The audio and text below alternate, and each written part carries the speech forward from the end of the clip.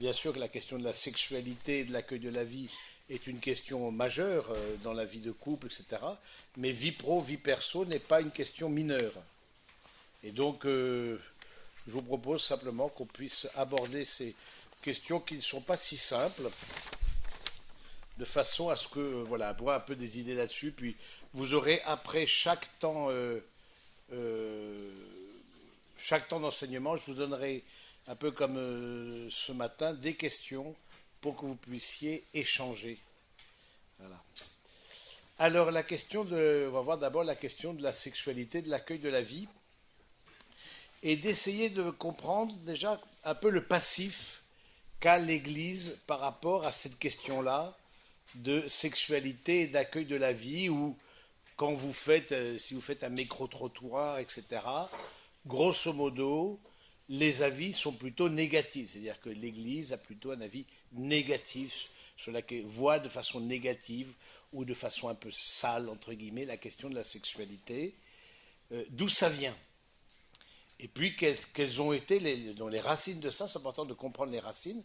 Et puis ensuite, quelles ont été les évolutions et le pourquoi de la position de l'Église et le sens de cette union intime des époux, etc. Tout d'abord, d'où ça vient? D'où ça vient? Je pense qu'il y a des racines, tout d'abord, on peut dire philosophiques. Je vous l'ai dit, j'ai été très marqué par ma formation en philosophie. Vous savez, comme prêtre, on est une formation en philosophie et ça m'a beaucoup marqué. Et à l'école de saint Thomas et d'Aristote. Et dans la philosophie de Platon, on voit qu'il y a une forme de dichotomie, disons, d'opposition entre l'âme et le corps. Vous vous rappelez, c'est quoi? C'est en terminale, en première, on fait la philosophie? Terminale. Bon, et première maintenant? Ah, première, mais c'est bien. En plus de la terminale. C'est en option maintenant avec une réforme de lycée qui fait qu'ils ont besoin de la philo en option s'ils veulent. Ah, ok, d'accord, c'est une option, ok. C'est bien qu'on fasse les deux. Mais du coup, c'est intéressant de voir d'où ça vient. C'est que pour Platon, donc l'opposition, le corps prison de l'âme, grosso modo, pour la faire très brève, le corps prison de l'âme, et donc j'ai les passions qui sont, je ne sais pas si vous vous rappelez un peu vos études de philo, mais c'est avec les chevaux, etc., qui tirent les 4 chevaux, en fait, les tentations, etc., qui sont beaucoup dans le corps, etc. Ah, voilà. Et donc, du coup, cette opposition entre corps et âme, et le corps vraiment clairement comme négatif. Il faut sortir de son corps, sortir des passions charnelles pour arriver à une dimension philosophique, hein, une dimension spirituelle, peut-être pas spirituelle, mais en tout cas philosophique. Et ça a été repris par les premiers chrétiens. Platon, c'est plusieurs siècles avant le Christ, etc. Mais les premiers chrétiens ont repris cette dimension-là parce que vous vous rappelez aussi que dans le monde platonicien, le vrai monde n'est pas ici. Le vrai monde, c'est le monde des idées. Et quand on dit le monde des idées, c'est pas juste j'ai une idée qui me traverse la tête. Non, les idées sont plus vraies. Et ici, c'est le reflet du monde des idées invisibles. Mais les idées sont les modèles, sont les vraies réalités. Ce que je ne vois pas, c'est la vraie réalité. Et ici, c'est pas le reflet, avec le mythe de la caverne, vous vous rappelez, et le philosophe roi, etc., qui voit des ombres, voilà, mais du coup, lui, il a accès à la lumière, et du coup, c'est quelqu'un qui est éclairé, parce que, évidemment, les premiers chrétiens sont partis là-dessus, mais tambour battant. Parce que, qu'est-ce qu'on dit dans la vie chrétienne? Qu'est-ce que je vous ai dit ce matin? Le mariage, c'est le signe visible d'une réalité invisible, mais le sacrement en général. Donc forcément, les premiers chrétiens sont complètement partis, tambour battant là-dessus, etc. Et vous voyez un saint Paul clairement dire, voilà, les parfaits, ce sont ceux qui ne prennent pas femme, mais si vous brûlez, c'est-à-dire grosso modo si tu n'en peux plus, bah, prends-toi une femme, mais voilà, bon, ben, t'es vraiment le pauvre garçon, quoi. T'es vraiment, vraiment le pauvre type, quoi. Vraiment voilà. Et du coup, il parle très bien des passions du corps, que le corps, voilà, c'est cet esprit qui s'oppose, la chair et le corps, voilà, la chair et l'esprit, etc., s'opposent. Alors la chair, c'est au-delà du corps dans Saint Paul, bien sûr, mais c'est intéressant de voir que ça s'enracine quand même dans un passé aussi, dans une néoplatonicien, on pourrait dire, hein, des premiers chrétiens. À cela se rajoute l'ami Saint-Augustin, l'ami Saint-Augustin, donc 4e, 5e siècle, qui lui, clairement dit, parce que après, il faut faire un peu d'histoire de l'Église, mais après les premiers chrétiens, les martyrs, en fait, suivre le Christ, c'était les martyrs. Et à la conversion de Constantin, hein, au IVe siècle, la conversion de Constantin, du coup, l'Église, la religion chrétienne est devenue religion d'État, il n'y a plus de martyrs. Et donc, quelle était la manière absolue de suivre le Christ? C'est la vie monastique. Et donc, vous avez les premiers Saint Benoît, etc., mais même avant, en Orient, vous avez des règles qui ont été édictées, etc. Et on voit bien, par exemple, à Saint Augustin, qui a une vision négative du mariage. Pareil, qui a une vision négative du mariage, qui a une vision négative de la sexualité. Pratiquement, voilà, la sexualité, c'est fait pour apaiser la concupiscence. Mais c'est pendant des siècles qu'on a eu ça. La concupiscence, c'est-à-dire t'en peux plus, ben, tu prends une femme, tu prends un homme, et du coup tu t'apaises. Et ça, et les enfants. Voilà. Du coup, mais bon, on a en général plus de relations intimes que ce qu'on a d'enfants. En tout cas, je vous le souhaite. Mais du coup, voilà. Donc c'est intéressant de voir un peu le background qu'il y a derrière cette certaine. Même si le corps dans la foi chrétienne a toujours, parce que si vous voulez, ce qui est un peu étonnant avec cette histoire-là, je vous l'ai dit ce matin, nous sommes la religion du corps. Nous sommes la religion de l'incarnation. Ce qui est étonnant, de voir cette opposition entre ce côté négatif sur le corps, prison de l'âme, négatif sur le mariage et l'union intime des époux, etc., alors qu'on est la religion du corps et de l'incarnation. C'est un peu bon, c'est pas très logique. Bon, il y a parfois des choses dans les religions qui ne sont pas très logiques, c'est pas très cohérent, quoi. Et puis il y a plusieurs événements assez récents, mais bon, le temps que ça infuse dans toute l'Église, ça prend un certain temps, comme dirait l'autre. Premièrement, le Concile Vatican II. Le Concile Vatican II, donc 1960, donc c'est qui a dit le mariage, c'est un appel à la sainteté, c'est une véritable vocation. Il y a certes la vocation consacrée, dans le célibat consacré, etc., mais le mariage est une vraie vocation à la sainteté. Voilà. Et puis celui qui a, je trouve, redonné des mots à l'Église, qui ne sont pas simples à comprendre, je vais essayer de vous la faire brève, mais bon, qui ne sont pas simples à comprendre, etc., c'est Jean-Paul II. C'est Jean-Paul II qui a donné toute une théologie du corps. Et là, je trouve que c'est vraiment quelque chose d'assez admirable. Il a redonné des mots à l'Église, redonnant une positivité et la beauté de la relation sexuelle. Et de voir que cette relation intime entre époux, eh bien, elle dit quelque chose de sacré et de beau. Et ça, je pense qu'on avait besoin de l'entendre après des siècles, comme je vous l'ai expliqué, de négativité. En quoi consiste rapidement cette question de la théologie du corps, hein, selon Jean-Paul II? Le corps, pour lui, le corps, donc ça vient aussi, ça s'enracine dans ce qu'on appelle le personnalisme, qui est une des branches de la philosophie.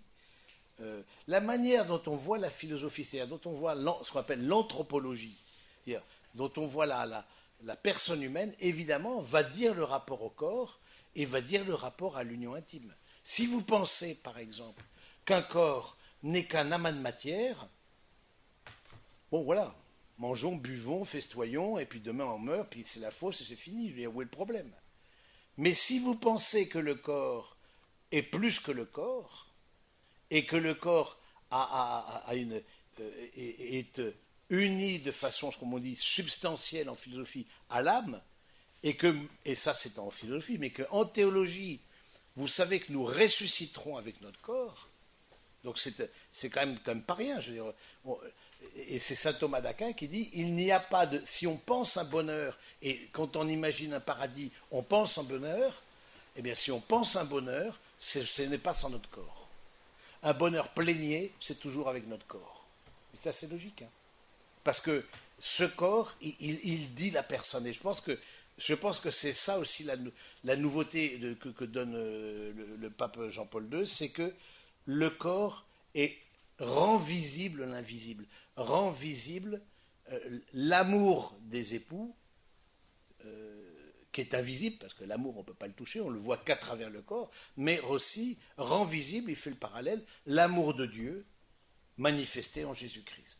Donc le mystère de l'incarnation. Vous vous rappelez le parallèle entre mystère de l'incarnation et sacrement du mariage. Donc c'est une logique qui se tient, et je trouve que c'est intéressant de voir que pour Jean-Paul II, le corps dit la personne. Le corps n'est pas simplement un amas de cellules. Le corps, et donc la relation intime, ce sera la relation intime de personnes. Et le don du corps, ce sera le don des personnes.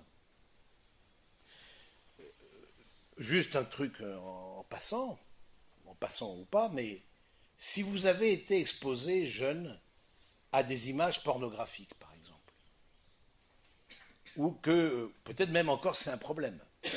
Moi, je vous raconte une histoire, parce que bon, c'est qui n'est pas facile, mais bon, qui est jeune mariée, etc. La jeune femme se réveille en pleine nuit, etc. Elle ne voit pas son mari à côté d'elle. Bon, il est parti boire de l'eau, il est aux toilettes, j'en sais rien, bref. En pleine nuit, quoi. Et puis, bon, elle se lève aussi, elle se lève, et puis elle voit, dans le salon, il y avait l'ordinateur familial, on peut dire, voilà, qui était utilisé. Mais l'ordinateur était de telle manière que celui qui l'utilisait était dos à la porte d'entrée. Ce qui fait que celui qui entrait voyait l'écran. Vous me suivez jusque-là? C'est bon? Et, bon, comme vous l'imaginez, arrive ce qui arriva. Le type s'est levé quand même du lit matrimonial pour mater du porno en se masturbant. Alors, vous vous dites, ce garçon-là, déjà, premièrement, comment chacun retourne dans le lit matrimonial après? Avec quel... accompagner un couple comme ça, c'est quand même pas si simple que ça. Entre le mari qui dit « je suis un pervers », entre la femme qui dit « je donne pas ce qu'il faut à mon mari », etc., c'est complexe. Et surtout, ça veut dire, qu'est-ce qu'il y a eu comme habitude peut-être enracinée, souvent dans l'adolescence. Alors, vous êtes dans votre adolescence, il n'y avait pas encore les portables, ou si il n'y avait pas les portables avec Internet? Si, déjà? Donc potentiellement, c'était le début, non? Ou déjà vous étiez en plein dedans? C'était le début. Ça dépend des âges, d'accord, oui, donc c'est vrai que bon. Du coup, c'est intéressant de dire, voilà, si vous avez été exposé à des images pornographiques, bon, il peut y avoir un moment de curiosité. Bon, je n'exclus pas un moment de curiosité, etc. Mais tu as toujours le bon pote qui veut faire le malin, qui te montre une histoire de fesses. Bon, voilà, bon. Bon, voilà. Mais la question, c'est, bon, la question, quand ça s'incruste dans la tête, et qu'il y a une sorte de demande, vous savez, il y a une forme d'érotisation le premier organe sexuel, c'est le cerveau. Il y a une érotisation du cerveau qui fait qu'il demande sa dose. On est clairement dans l'addiction. Sexe addict. Oui, donc, mais vous voyez la pornographie qui précisément déconnecte les corps des personnes. Et on voit même des photos de publicité, etc. On voit des corps, mais sans visage. C'est-à-dire qu'on montre, surtout c'est les femmes qui sont mises en valeur, mais pas pour leur personne. on voit les poitrines, on voit, etc. Bon, très avantageux, mais on ne voit pas forcément le visage. Or, qu'est-ce que... du coup, on a... Vous voyez, il y a une sorte de coupage en morceaux du corps, ce qui fait que, avec la pornographie, on apprend à jouir du corps de l'autre indépendamment de sa personne. Et ça, c'est problématique. C'est-à-dire que ce n'est plus le don des personnes qui est premier, c'est la jouissance que je retire de l'autre, mais indépendamment de qui il est. Et donc, c'est assez intéressant de voir, peut-être, je ne sais pas si vous avez réfléchi à cette question, mais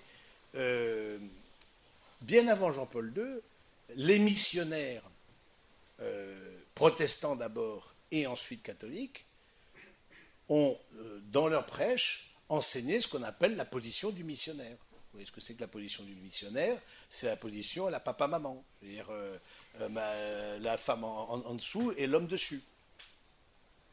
D'après vous, pourquoi?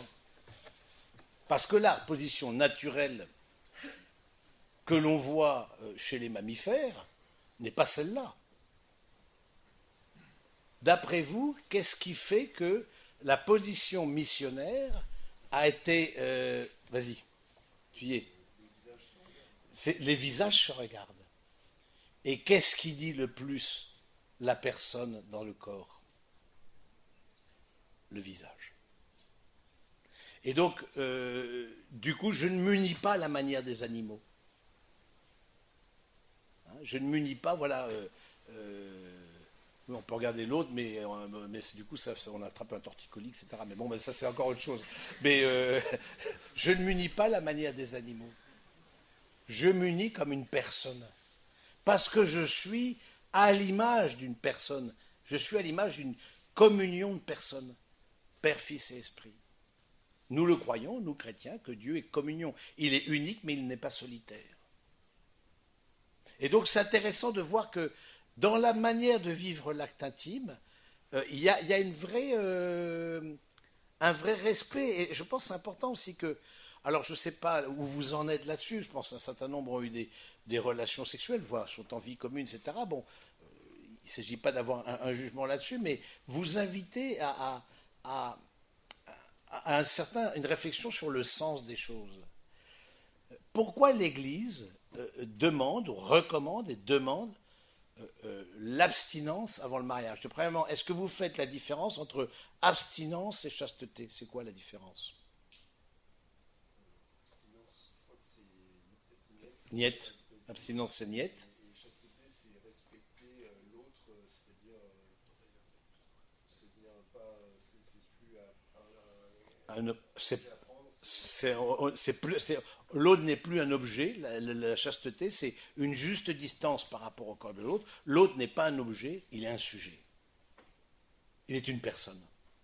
Et je dis la chasteté, parce qu'on confond souvent les deux. On pense que la chasteté, que c'est pour les moines, les prêtres, etc. Non. La chasteté, c'est un conseil évangélique, c'est-à-dire que pour toute personne qui veut vivre l'évangile, c'est ça que ça veut dire, conseil évangélique. Et si vous êtes disciple de Jésus et que vous voulez le suivre, vous vivez selon votre état de vie, comme consacré ou comme célibataire ou comme marié, etc., cette chasteté.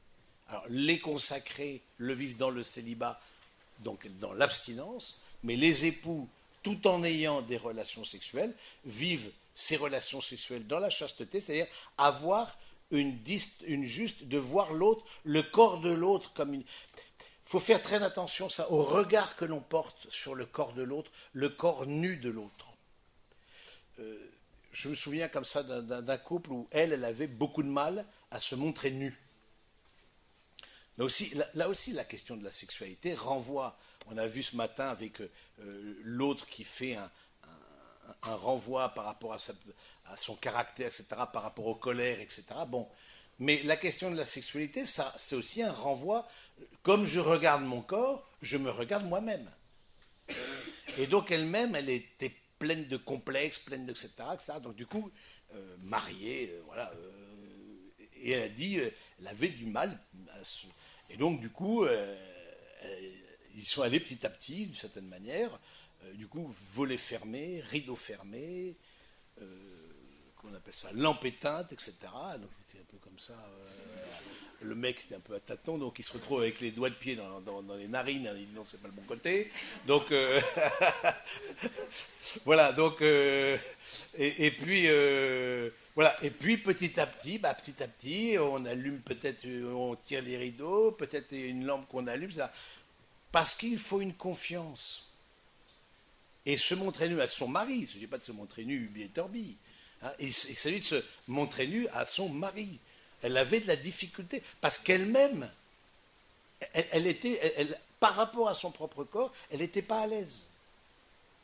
Et il a fallu le regard de confiance de son mari, et ça c'est hyper important, messieurs, c'est que jamais votre épouse sente un regard lubrique se poser sur son corps, de jouissance déconnectée de l'amour. Et ça, je crois que ça c'est... Parce que la femme le ressent très vite. Qu'il y a quelque chose qui n'est pas ajusté. Hein, qui n'est pas ajusté. Et donc, c'est intéressant de voir que le corps dit la personne, et si l'Église demande l'abstinence, pour le coup, avant le mariage, en tout cas de vivre une période d'abstinence. Alors certains sont en vie commune, alors je ne me fais pas beaucoup d'illusions. Ils sont là pour prier le chapelet et s'encourager dans cette dimension-là, j'en suis sûr. Mais bon, il y a peut-être d'autres gestes qui posent, mais posez-vous la question, parce qu'on est dans la réflexion sur le sens des choses. Si vous êtes ici, c'est pour réfléchir au sens des choses. Sinon, pourquoi vous êtes ici? Oui, donc si on réfléchit sur le sens des choses, et si on a vu ce qu'on a vu ce matin, parole, corps, fécondité, l'union telle que le pense vraiment dans une vie selon l'évangile, selon l'attachement au Christ, l'union intime vient incarner la parole, célébrer la parole que vous vous êtes donnée au moment de vos noces. Et c'est là où je trouve qu'il y a quelque chose de beau, c'est-à-dire de dire, de vivre, et certains d'entre vous, je sais, le vivent, cette abstinence, mais attention, il peut y avoir il y a une bonne et une mauvaise manière de vivre l'abstinence. Hein, il y a la bonne manière de vivre l'abstinence, c'est de vivre l'abstinence comme un don. Je fais le cadeau de ça. On se fait le cadeau, même si c'est un peu difficile, même bon, c'est pour ça, c'est pas un sport, donc c'est bien de pas que les fiançailles ne s'étendent pas sur des siècles, tu vois. Donc voilà, c'est parce que précisément c'est complexe, parce que vous sentez, et c'est capital, que vous sentiez une attirance. Et moi je pose la question aux couples qui ont choisi cette voie-là de l'abstinence, mais est-ce que vous avez ressenti dans votre corps une attirance sexuelle pour l'autre? Dans vos organes, est-ce que vous avez ressenti ça? Parce que moi, j'ai vu ça aussi, il ne s'agirait pas de planquer des problèmes sexuels sous prétexte qu'on rentre dans les clous catholiques. Je ne sais pas si je me fais comprendre. C'est-à-dire qu'il ne s'agit pas de planquer... j'ai eu des garçons comme ça qui n'avaient pas de désir. Bon. Et du coup, forcément, c'était assez simple. Pour eux, c'est plus simple que quand on a beaucoup de désir. Voilà, bon. Avoir du désir, mais ne pas avoir du tout de désir, c'est compliqué après. Bon, alors ça peut venir d'une question hormonale, mais ça peut venir de question. Voilà, en tout cas, c'est quelque chose sur lequel il faut enquêter. On peut pas rester un manque de désir du côté de l'homme comme du côté de la femme, même si du côté de la femme, il est peut-être moins véhément traditionnellement, mais il y a des femmes. Le désir, il est neutre. Le désir est neutre. Je veux dire, avoir beaucoup de désir pour une femme, c'est pas pour ça qu'on a une S, 3 petits points. Non, ça ne veut rien dire. Si ce désir te pousse à la communion, c'est la finalité du désir qui va en donner la beauté ou la malice. Mais ce n'est pas le désir lui-même. Hein, si vous vous êtes nourri à table, etc., bon, vous avez de l'appétit, etc., parce que la finalité, c'est de nourrir votre corps. Maintenant, vous seriez encore à demain à manger les frites, bon, on se dit, il y a peut-être un problème de boulimie, là. Donc, bon, voilà, c'est pareil, c'est exactement pareil. Donc c'est intéressant de voir que le désir sexuel, il est neutre, comme l'appétit est neutre. Si je le finalise pour maintenir mon corps en mangeant, etc., mais ou alors pour le détruire parce que du coup je rentre dans des addictions comme l'alcool ou des choses comme ça, ou alors c'est pareil au niveau de la sexualité. Si je et je vous poserai vous aurez un temps en couple après. Non, rassurez-vous, ça fait pas partie des thèmes de table, mais mais bon, du coup, c'est un temps en couple où je vous poserai. Est-ce que j'ai eu dans ma vie des relations sexuelles plus motivées par je veux dire, la recherche de plaisir que par une vraie communion. Vous voyez, donc, et je me rappelle comme ça, cette jeune femme, etc., ce que j'accompagnais, elle me dit, moi, il y a toute une période de ma vie, j'ai fait n'importe quoi de mon corps. Elle le disait. Pour moi, ça m'a... Et je n'en veux plus de ça. Ça, je n'en veux plus. Et le fait de dire je n'en veux plus, c'est de le mettre dans la confession. S'il y a des choses à ce niveau-là, comme à d'autres niveaux, comme au niveau de la dureté de cœur, voilà, ça, je n'en veux plus. Vous le mettez dans la confession.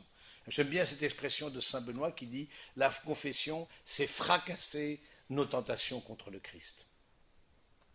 Donc, je trouve que c'est intéressant de retrouver ce sens de la personne et que la communion, des époux et de l'union intime des époux, c'est une communion qui implique le don du corps, mais qui dit la personne. Mais aussi, Jean-Paul II insiste là-dessus, c'est un acte humain.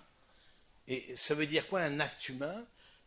Ça veut dire un acte qui implique l'intelligence et la volonté. Connaître et aimer.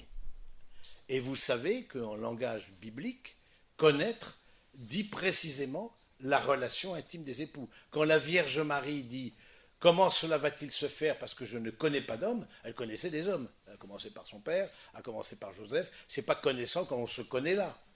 Mais c'est connaître au sens biblique. C'est-à-dire, je n'ai pas eu de relation intime avec un homme. Comment est-ce que je peux être la mère du Sauveur? C'est ça. Donc c'est ça la question, connaître. Mais c'est intéressant de voir que ça demande l'intelligence et la volonté. S'il y a une certaine connaissance, là, pour tout ce plus intellectuelle, que vous puissiez vous enseigner votre corps l'un à l'autre. Que vous puissiez dire votre corps l'un à l'autre. Quelles sont les caresses qui me gênent? Quels sont au contraire les gestes qui me disposent pour me donner à l'autre et fait monter le désir en moi, etc. Voilà, je pense qu'il y a une connaissance et que chacun d'entre vous, vous soyez assez attentif à ça. Je pense, pour l'homme par exemple, souvent le matin, il a une érection. Alors, non pas qu'il veuille s'unir à son épouse pour signifier rendre visible l'invisible de la Trinité, mais c'est simplement qu'il a envie de faire pipi. Sa vessie est pleine, du coup il y a une érection qui en général arrive le matin, hein, parce que bon, la nuit durant la vessie s'est remplie. Voilà, mais c'est justement il y a un discernement, le désir que j'ai de l'autre. Est-ce que c'est juste, je vais jouer aux toilettes puis ça m'apaise, ou alors il y a un vrai désir de communion. De même, la femme, c'est important qu'elle connaisse son corps, comment se manifeste ce désir. Il n'y a rien de sale dans le corps humain. Et c'est là où je trouve parfois qu'on, victime de ces siècles de négativité, parfois on voit une sorte de culpabilité, on voit que c'est quelque chose de sale. Non, je veux dire, voilà, de connaître, que la femme connaisse comment le désir vient en elle à travers l'ouverture du vagin, la lubrification du vagin, l'érection du clitoris, le durcissement des seins. Voilà, et du coup, de voir qu'au fond, les zones érogènes, mais il n'y a rien de sale en disant ça. C'est le cœur de l'homme et de la femme qui est sale, mais on est à l'image de Dieu dans notre corps. Et que l'homme aussi soit maître de son érection pour permettre à la femme de l'épouser, de ne faire qu'une seule chair. Hein, c'est vraiment ça, c'est de l'épouser. Et du coup, alors que par exemple, si vous êtes un peu trop dans la dimension de la masturbation, etc., du coup, c'est ce qu'on appelle les éjaculations précoces. C'est-à-dire, voilà, l'érection ne se maintient pas assez ferme pour permettre à l'épouse d'avoir une vraie joie de se donner. Oui, donc je pense que c'est cette connaissance l'un de l'autre qui Mais je trouve que ça demande une confiance, ça demande un vrai abandon, un vrai respect, qui n'est pas spontané. Parce qu'en nous, on a peut-être aussi la tentation, comme on dit, le péché de chair, etc. Bon, oui, en nous, peut-être plus chez les hommes, mais pas que. Des choses qui font que. Ou alors des images qui nous trottent dans la tête, voilà, qui polluent, attention à la pollution par l'image, les images qu'on a pu voir, et qui fait qu'on peut très bien, par exemple, manquer de fidélité sans aller voir ailleurs. Simplement, en m'unissant à mon épouse, je pense à la super stagiaire qui vient de débarquer au bureau. Mais parce que, dans ma tête, hein, je me suis fait, voilà. Donc, il y a toute une hygiène de l'imagination au niveau sexuel, qu'on ait des fantasmes. Moi, je trouve ça c'est un peu normal, ça fait partie de la nature humaine, mais que ensuite on réduise l'union sexuelle dans le couple à ces fantasmes-ci. Alors là aussi, alors là, il faut faire très attention. S'il y a des demandes d'excitation et de pratique dans le couple pour exciter ou s'exciter, mais en dehors de la communion des personnes, mais warning.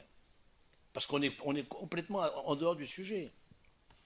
Hein, ça peut être des tenues vestimentaires, ça peut être voir j'ai entendu à peu près tout, voir des vidéos pendant l'acte en question, voilà, donc des positions qui m'excitent plus du côté animal que du côté humain, voilà.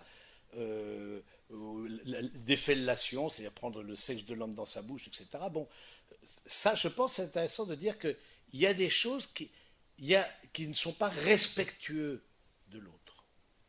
C'est intéressant de voir le lieu où va le sexe de l'homme, c'est lié à la vie. Et que si ça va dans un autre lieu, dans la femme qui n'est pas liée à la vie, mais dites-vous qu'il y a un manque de respect. Et je pense que ça, là-dessus, quelque part, la vie protège, vous voyez, donne sens et finalise aussi, hein, l'acte humain de l'union sexuelle. Et donc, je trouve que c'est quelque chose qui est assez beau de vouloir reprendre conscience de ça. Et donc de voir que ces gestes mettent en jeu toute la personne. Hein, du coup, de découvrir que nous sommes à la fois communion des cœurs, mais justement la communion des cœurs, l'idée dans le sens de l'abstinence, c'est que la communion des cœurs précède la communion des corps. Et que c'est quoi la communion des cœurs? C'est ce qu'on a vu ce matin. C'est paroles. C'est la parole que vous échangez au moment de vos noces. Hein, c'est la communion des cœurs. Le cœur, et je pense que les fiançailles, ça a cette vocation-là aussi, d'exprimer l'attachement du cœur, l'attachement affectif, etc. D'où se dire aussi que la relation sexuelle ne commence pas dans le lit. La relation sexuelle rend visible, manifeste la relation en général entre les époux. Il est impossible, par exemple, pour une femme de se donner après une engueulade. C'est impossible. Ou alors, voilà, c'est parce que c'est juste, parce qu'elle n'est pas disposée, parce que son cœur n'est pas, parce que son corps n'est pas disposé. Ce serait même douloureux pour elle, etc. Donc non, ça c'est quelque chose qui, du coup, c'est intéressant de dire que on prépare l'union intime. J'allais dire il y a une sorte de préparation à distance, pas à distance, mais oui, lointaine, voilà. Il y a une préparation lointaine, il y a une préparation proche, mais il y a une préparation de l'acte par la tendresse, par les caresses, etc. Mais il y a une préparation lointaine par la qualité de votre relation. Et c'est parce que votre relation est de qualité, votre dialogue est de qualité, etc., que votre union sera de qualité. Là aussi, cessons absolument tout ce qui est de l'ordre de la performance. Alors il faut faire des cris ineffables, etc. Bon, oui, mais ça, on voit ça dans des films, mais la vraie vie, c'est pas ça. Je veux dire, bon, non, oui, des orgasmes, ça existe. Et c'est intéressant de voir l'orgasme. L'orgasme qui est le lieu du don de la personne à l'autre. Mais c'est intéressant de dire, est-ce que ça s'enracine dans une qualité de relation? Parce que s'il n'y a pas... Pourquoi il y a des couples qui se séparent?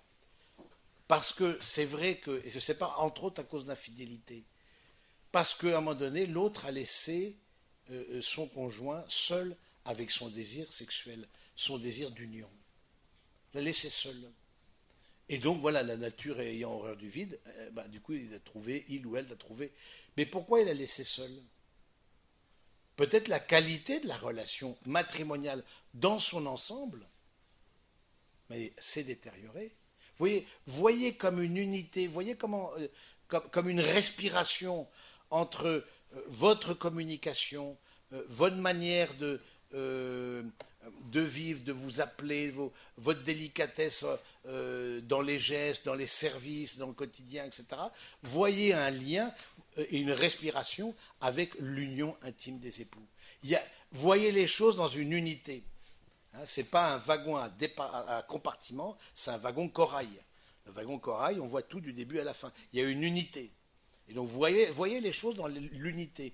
Et l'unité que vous avez dans la chair, elle vient de l'unité que vous avez à l'intérieur du cœur, l'un à l'autre, et de l'attention que vous vous portez l'un à l'autre. Mais l'inverse, c'est aussi vrai. Mais, et sachant que c'est quelque chose, justement, toutes ces questions de performance sexuelle, etc., moi je trouve que c'est absolument, déjà, c'est souvent irrespectueux, comme je vous l'ai dit, obligeant la femme à un certain nombre de pratiques avec lesquelles elle n'est pas vraiment en accord, etc. Mais elle dit, mais sinon il y a un peu cette idée-là, il ne faudrait pas qu'il aille chercher ailleurs. Peut-être qu'il y a une autre qui sera d'accord. Donc ça peut traîner un peu dans la tête de certaines. Mais vous voyez, c'est complètement... c'est une perte de sens. C'est cette recherche de la performance, que vous ayez une vraie joie, et ça c'est important, que vous ayez une vraie joie qui s'enracine dans le corps. Et encore une fois, cette joie-là, elle est bonne parce que la finalité est bonne. Et cette finalité, c'est la communion. Et donc, dites-vous comment vous pouvez faire, et c'est quelque chose qui évolue. Là aussi, la nuit de noces. Il y a des tas de fantasmes autour de la nuit de noces, que la nuit de noces, c'est comme ci, comme ça. Bon, déjà, la nuit de noces, j'en ai jamais vécu, mais on doit être complètement explosé de fatigue, parce qu'on est... Et puis, elle fatigue aussi le visage à force de sourire pendant 24 heures, etc., aux oncles, aux tantes, aux copains, etc., on doit être complètement rincé. Bon, la nuit de noces, je pense qu'on dort. Donc, c'est peut-être pas là que ça va se passer. Voilà, mais... c'est important, je dis ça aussi, c'est important que, j'allais dire, de cette préparation lointaine, vous soyez aussi en forme. C'est pas après un trek, etc., où vous êtes explosé de fatigue, etc. Non, vous soyez il y a une disposition du corps pour pouvoir accomplir l'acte intime. C'est important de vous donner aussi, de prendre le temps. Moi, je vois, comme certains diront un peu exagéré, mais comme une forme de célébration. Vous savez, moi, j'ai horreur pendant la messe d'être pressé. Faut terminer, faut terminer. Moi, non, ça c'est non. Moi, je prends mon temps.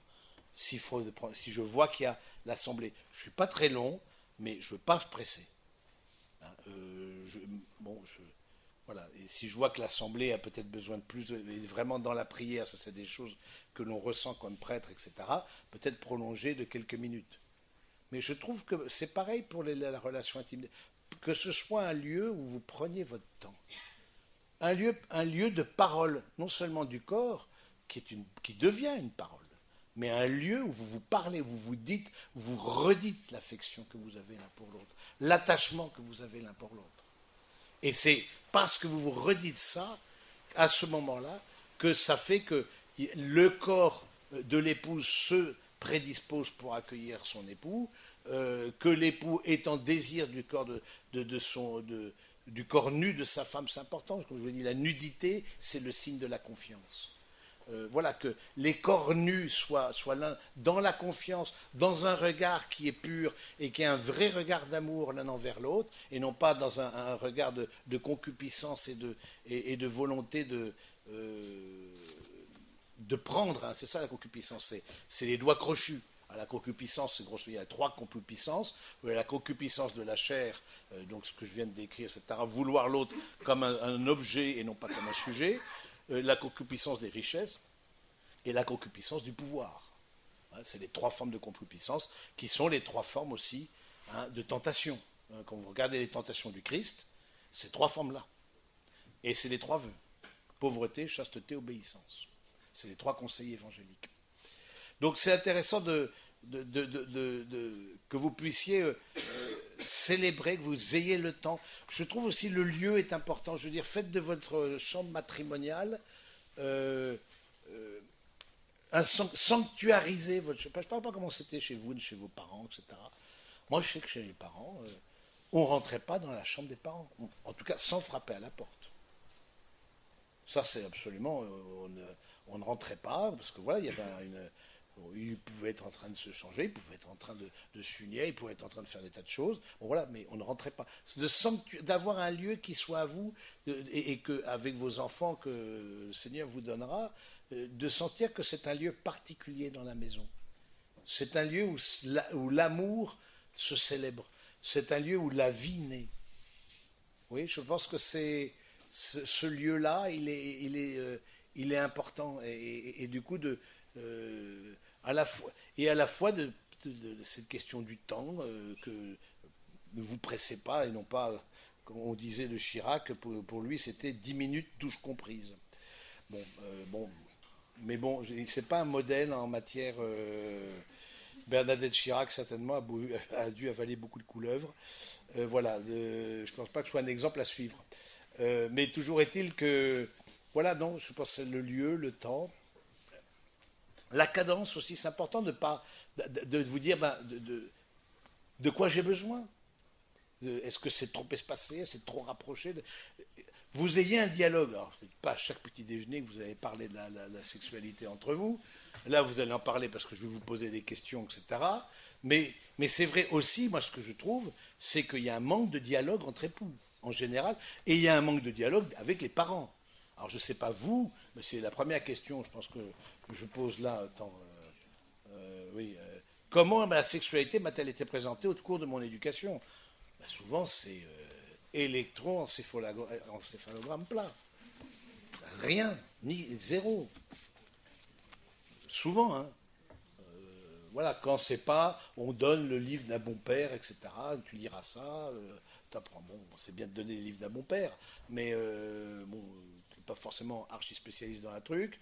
Et puis, voilà, eux, ils sont pères et mères de famille. Voilà, la parole des parents, je trouve, c'est une parole importante.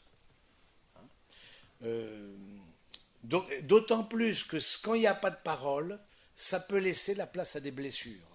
Je vous ai dit là la question de la pornographie, de la masturbation qui s'enracine vraiment dans la personne, etc., qui viennent parfois de blessures d'enfance, ou de blessures de fréquentation, parce que par manque de parole, parce que d'autres disent des choses, mais c'est pas dans le respect des personnes.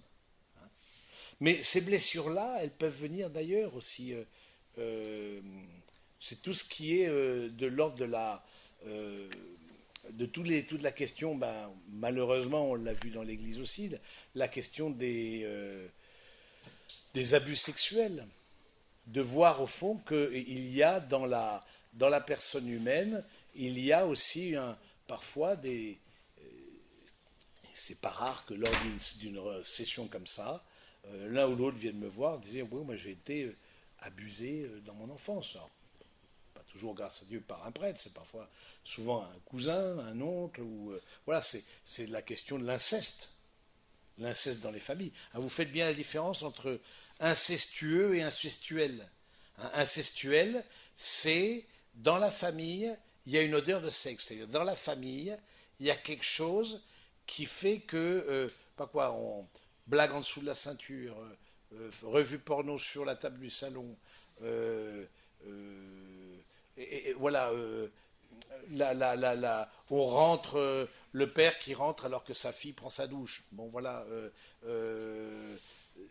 il y a pas de, on ne touche pas la peau de l'autre, mais où la fille qui a des seins s'assoit sur les genoux de son père. Voilà, des choses comme ça qui fait quelque chose de malsain. on sent que c'est ce qu'on appelle incestuel. C'est déjà, il y a quelque chose, voilà, même la question du rapport à la pudeur. Je ne sais pas vous dans vos familles, mais la question du rapport à la pudeur j'entends physique, c'est très différent. Je me rappelle comme ça, un couple que j'ai accompagné, ses parents sont médecins. Alors les médecins, il ne faut pas dire ça à frère Sébastien parce qu'il est médecin urgentiste, mais bon, ça ne le concerne pas, vous verrez pourquoi, ont un rapport au corps très particulier, parce que c'est technique. Pour eux, c'est... Bon. Mais eux, ils se baladaient à poil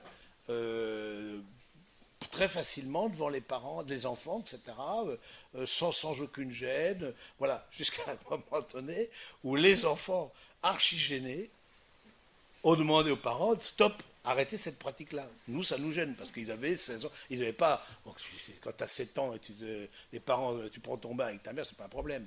Mais à 15 ans, c'est fini, quoi. Donc, ou alors, il y a un autre problème, quoi. Donc du coup, je trouve que, voilà, c'est des choses comme ça, la question de la pudeur dans la famille, comment est-ce que la pudeur a été vécue entre frères et sœurs, parfois dans les camps scouts aussi, parfois, voilà, on voit des choses, des dérapages, etc. Et si vous avez été, et c'est vrai, je pense à cette jeune femme qui avait été victime comme ça d'attouchement, il lui a fallu des années d'acclimatation et de confiance pour vivre l'union sexuelle dans la joie. Pendant des années, elle a vécu ça de façon de la pénétration comme douloureuse. Vous voyez, elle me disait, parce que je me suis ce qu'on appelle infracté. Je me suis senti qu'on franchissait des frontières. Par infraction, on est rentré en moi.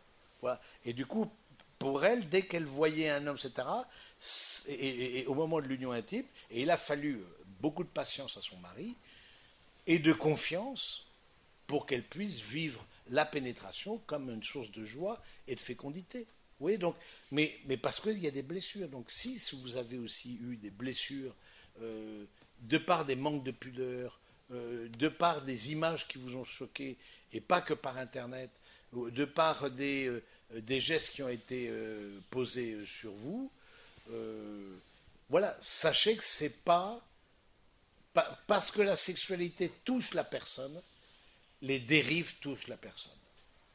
C'est pas anodin. C'est certainement pas anodin. Donc c'est quelque chose dont vous avez à parler entre vous. Ensuite, un petit point sur l'accueil de la vie. C'est vrai que le fait que la fécondité charnelle, ce n'est pas la seule fécondité des époux, mais que la fécondité charnelle soit liée à l'union intime, pose un certain nombre de questions. C'est pas sans difficulté. Mais ça veut dire aussi que, premièrement, je reçois la vie comme un don. Je reçois la vie comme un don, c'est-à-dire que je renonce à toute forme d'interruption de grossesse. Alors, je ne sais pas, là aussi, certaines d'entre vous ont pu être, j'allais dire, confrontés à cette question-là, et parfois même dans des milieux très cathos. Il y a parfois dans les cathos BCBG des attitudes mortifères. D'une fille de 16 ans, on va défiler contre l'IVG, contre la manif pour tous, pour la manif, le mariage pour tous, etc. Mais si la fille à 16 ans elle est enceinte, moi ma fille, je lui dégage. Parce qu'on ne veut pas, ou alors avant le mariage, voilà, il ne faut pas arriver avec un gros ventre devant monsieur le curé, etc. Ça c'est mortifère, oui. J'ai accompagné un couple, bon, ils étaient assez détendus sur le truc, etc. Finalement, elle est tombée enceinte avant le mariage, et en plus, c'était des jumeaux.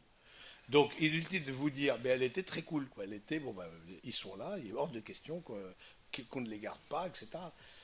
Donc, la question de voir la vie comme quelque chose de sacré. Parce que je vois aussi mon corps, la femme porte un autre corps en elle-même. Donc, c'est intéressant de voir ça. Parce que je vois aussi mon corps comme... ne savez-vous pas que vos corps sont le temple du Saint-Esprit? Donc c'est intéressant de... Maintenant, il y a des questions qui sont complexes. La question, et c'est pour ça, de la détection d'un enfant handicapé. Je vous poserai la question, vous puissiez en parler entre vous. Si à l'échographie, souvent du 3e mois, on voit qu'il y a un enfant handicapé, eh bien, tout de suite, on vous proposera l'IVG, ou l'IMG, comme on dit, l'interruption médicale de grossesse, hein, ou même thérapeutique, je ne me rappelle plus comment on dit. Mais bon, voilà, on vous proposera tout de suite. Bon, si vous êtes un conseil, si vous êtes confronté à ça, parce que c'est quand même un séisme, et n'oubliez pas que 96% des enfants chez lesquels on détecte une trisomie 21 sont avortés, 96. Alors que dans la marge, dans les handicaps, la trisomie 21, c'est un peu la Rolls des handicaps, parce que c'est quand même, il y a des handicaps beaucoup, beaucoup plus lourds. Bon, est-ce que là, bon, un conseil, ne restez pas seul. Parce qu'en face de vous, vous aurez le corps médical qui vous poussera à l'avortement. Ça, c'est absolument clair. En France, je trouve beaucoup plus, comme beaucoup de choses, on est beaucoup trop tendu, beaucoup plus trop stressé de la vie, etc. Et du coup, il y a une sorte de pression plus qu'en Angleterre, plus que, bon, on a des Belges qui sont là, bon, ils sont dû sortir pour un coup de téléphone. Rassurez-vous, ça n'a rien à voir avec le sujet, je pense pas. Donc, ils m'avaient prévenu qu'ils sortaient, ils se trouvent que ça tombe, voilà. Donc, mais du coup, voilà, il y a des pays où c'est beaucoup moins tendu qu'en France, c'est quand même, il y a un côté idéologique. De même aussi, alors, au rebours, la question de la stérilité. La question de la stérilité, je pose la question dans le papier que vous allez avoir. Là aussi, si on vous apprend, alors ça dépend. Il y a des degrés. Moi, je ne suis pas médecin, mais c'est extrêmement complexe ces affaires-là. Ça peut être une hypofécondité, hein, chez l'un ou chez l'autre. Par exemple, une manque de concentration de spermatozoïdes chez l'homme qui fait que, au fond, il y a moins de chances de pouvoir engendrer la vie. Bon, voilà. Donc, toutes les techniques qui favorisent en même temps que l'union des corps, mais qui dopent, j'allais dire, ce que fait la nature, sont encouragées. La difficulté, quand on sépare la vie du corps, qu'est-ce que c'est séparer la vie du corps? C'est toutes les méthodes de PMA, etc., de FIV et compagnie. L'Église, évidemment, est très réticente. Pourquoi? Parce que vous avez là, vous direz, mais pourquoi c'est injuste? Il faut donner. Bon, l'enfant n'est pas un dû, c'est un don. On n'a pas le droit à l'enfant. Maintenant, on a le droit à tout. Il faut les droits opposables même. Non, on n'a pas le droit à l'enfant. Parce que du coup, ça fait de l'enfant un dû, et du coup, ça fait un rapport à l'enfant qui est très complexe. J'en suis persuadé. Et de fait, et aussi une autre question, c'est tout ce qu'on appelle les embryons surnuméraires. C'est-à-dire que vous avez, j'ai eu des couples qui ont choisi ça, bon, ça, je leur ai dit en conscience ce que je pensais, etc. Ils ont choisi ça. Mais il me dit, mais vous n'avez pas vous n'avez pas idée dans quelle galère on s'est lancé. De protocoles, ce qu'on appelle des protocoles. Donc, évidemment, on vous appelle, surtout pour la femme, on dope la femme, etc., aux hormones, ensuite on prélève les ovocytes, ensuite on prélève le sperme, ensuite on va... Bon, mais du coup, pour ce qu'on appelle le transfert de l'embryon, mais du coup, il disait, j'ai l'impression d'être une vache, faut vous en produisiez, on va en faire le plus possible.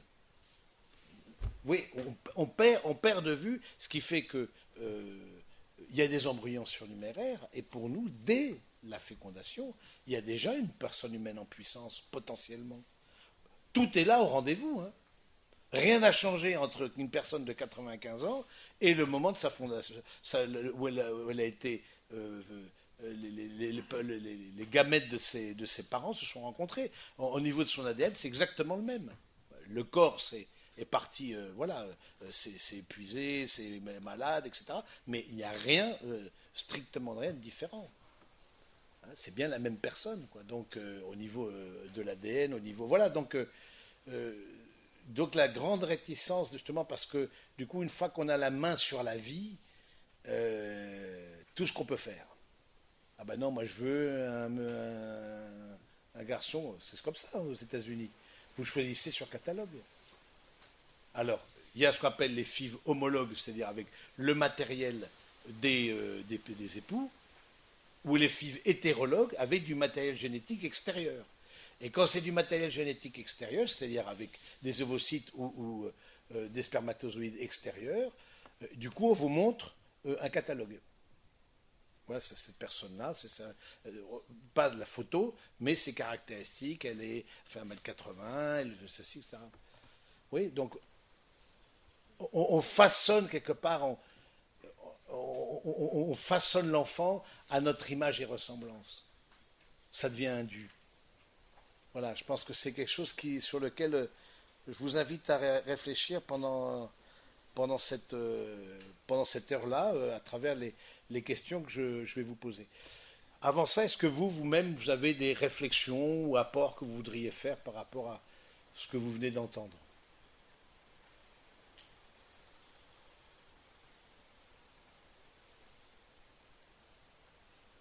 Oui. Vous avez dit, si jamais on a une annonce terrible dont on avait parlé, ce serait un séisme. Vous avez dit ne restez pas seul. Finalement, un prêtre ou un frère, c'est la même personne vers qui se tourner ou il peut y avoir Oui, alors quand vous dites s'il y a un séisme, l'annonce d'un enfant handicapé, etc., ne restez, ça peut être la bonne personne. Je pense qu'il vous comprend, qui respectera aussi en conscience. Il ne s'agit pas de juger, on dit, voilà, il y a des larmes de vie, il y a des larmes de mort. Dans les deux cas, on pleure. Mais je pense que c'est la bonne personne, oui. Des personnes qui sauront vous comprendre, qui sauront, bon voilà, qui sauront vous accompagner tout en respectant votre conscience, mais qui éclaireront votre conscience, qui vous diront, non, il y a d'autres choses. Moi, ce que je reproche, c'est qu'on dit, il n'y a pas d'autres solutions possibles, c'est que cette solution possible. On ne donne pas le choix. On dit les pro-choice, etc. Non, ce n'est pas le choix, on ne donne pas le choix. Il y a une sorte d'injonction sociétale à l'avortement. On en est quand même, je pense, c'est 240 000 quand même par an. Donc c'est pour à peine 800 000 naissances. Ou 220 000 peut-être, il faudrait voir les statistiques. J'ai pas. C'est quand même considérable. C'est pas de cas, c'est pas 220 000 enfants handicapés. Je veux dire, on va pas. C'est juste peut-être parce que voilà, la grossesse tombe pendant les vacances. Et non. Bon, je pense que oui, un père, un frère, un couple aussi, une personne qui est née dans la foi, en tout cas, oui. Personne dans laquelle vous avez ou dans lesquelles vous avez une confiance dans le discernement. D'autres questions sur ces sujets délicats? Nous, on a vu le témoignage d'un couple qui avait dit qu'on leur avait proposé de faire le test. Qui s'est dit, bah, nous, de toute manière, on le garde, donc on peut pas faire.